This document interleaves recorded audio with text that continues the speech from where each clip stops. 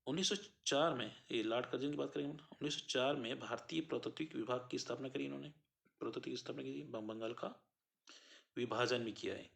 ठीक है, किसने? लॉर्ड कर्जन ने। बंटवारा शुरू कर दिया ना, यहाँ से बंटवारा हमारा शुरू हो जाता है। नेक्स्ट हमारा है वाइसराय है लॉर्ड मिंटो द्वितीय। इन्होंने मुस्लिम लीग की स्थापना कर दी कि भाई चलो ठीक है तुम ये कर लो, तो मुस्लिम की स्थापना अलग से कर दे, फूट डालो, शासन करो, कि राज शुरू कर दिया इन्होंने, हिंदू अलग हो जाए, मुस्लिम अलग हो जाए। इसी के बीच में सूरत का अधिवेशन भी हुआ था, ये है ना, सूरत का अधिवेशन जिसमें बाल गंगाधर तिलक इन लोगों ने भाग लिया था। तो ये क्वेश्चन आपका एमपीपीसी में आ चुका है इस बार। सूरत अधिवेशन कहाँ हुआ था? जहाँ पे बाल गंगाधर तिलक इन लोगों ने भाग लिया था, है ना। ग्रमदल और नारंगल यहीं से बंटवारा होगा आपका, पढ़ेंगे हम लोग।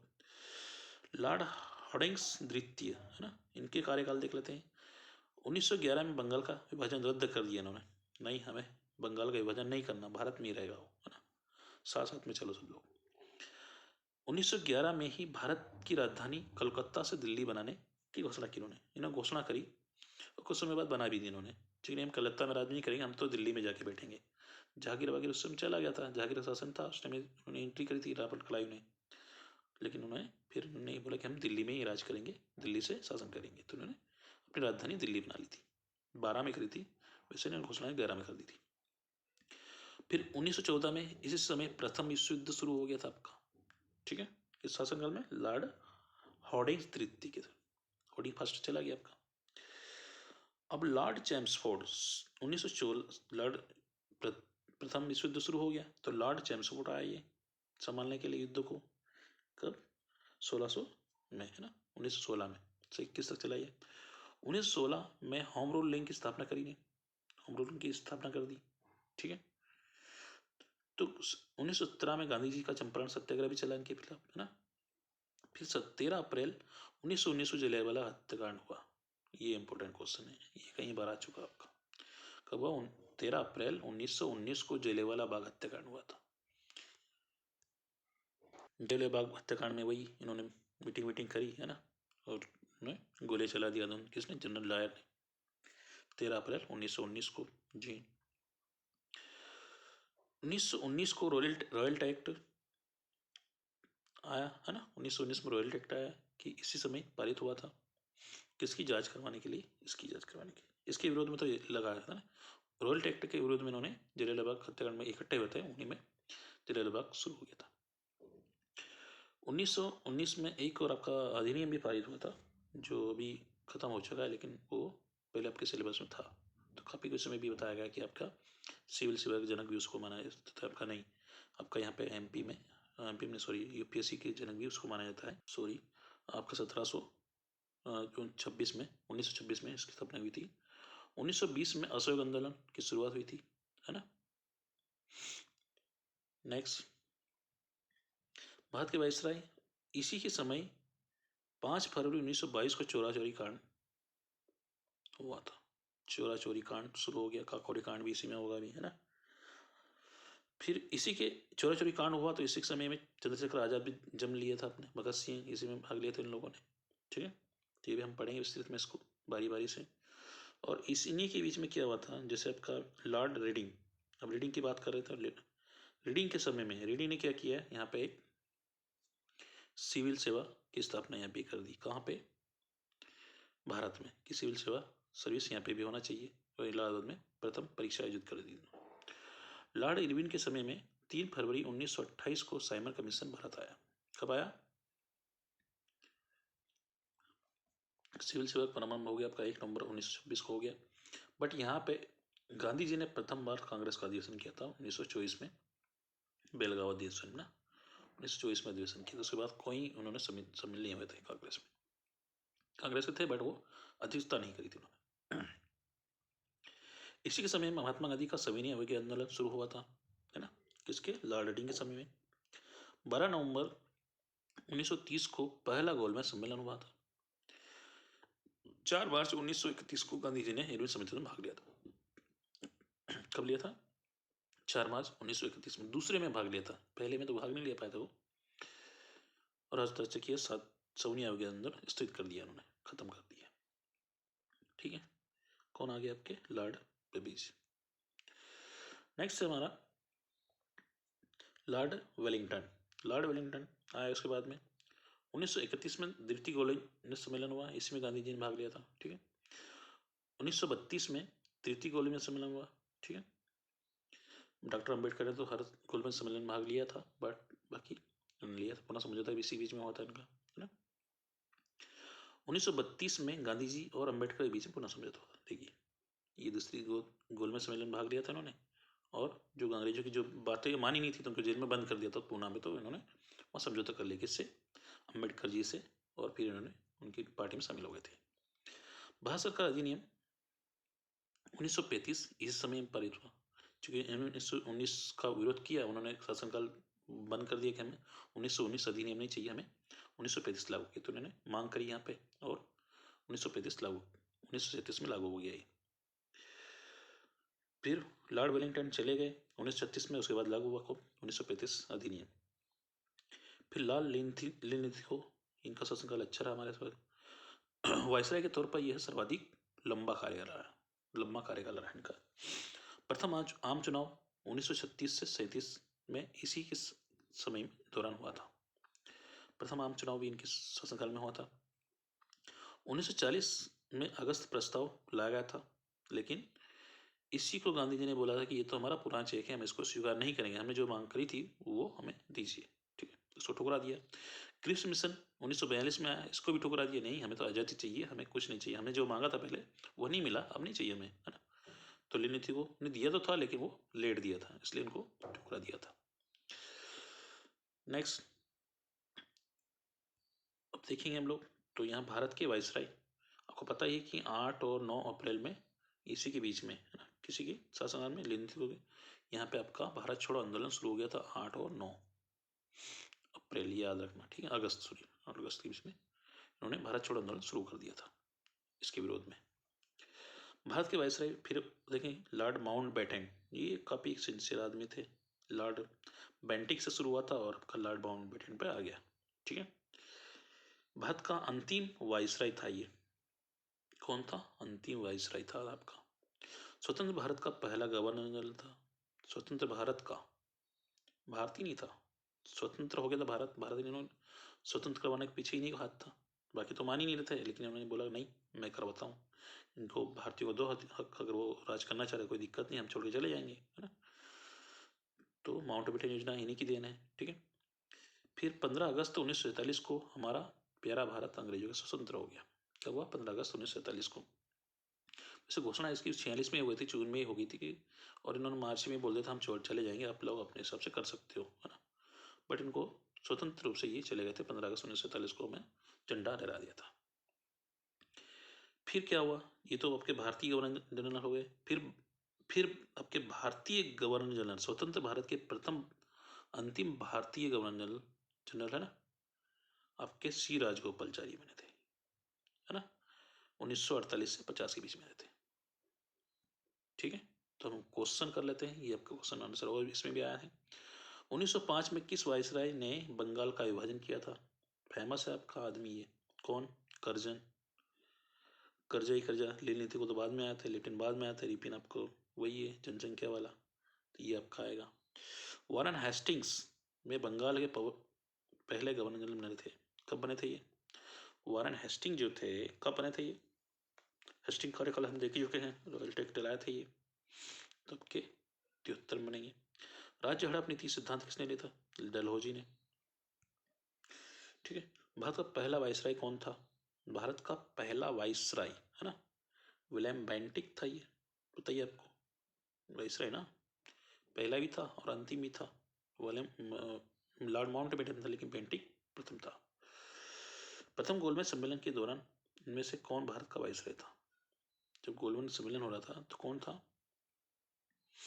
कौन था वायसराय था इसमें, देखिए आप, क्योंकि वो पता ही है कि लॉर्ड इरविन थे उस टाइम में, है ना, प्रथम गोलमेज सम्मेलन में लॉर्ड इरविन थे, उसके बाद दूसरे आए थे। किस गवर्नर जनरल ने सती प्रथा को समाप्त किया था, किसने किया था, सती प्रथा किसने किया था आपका, बताइए जल्दी से, सती प्रथा, ये थी लॉर्ड विलियम बेंटिक आपके, है ना, इन्होंने सती प्रथा का अंत किया था, ये आपका ऑप्शन हो गया है। नेक्स्ट देखिए, भारत में किस गवर्नर जनरल ने शासनकाल में रेलवे लाइन की स्थापना की थी?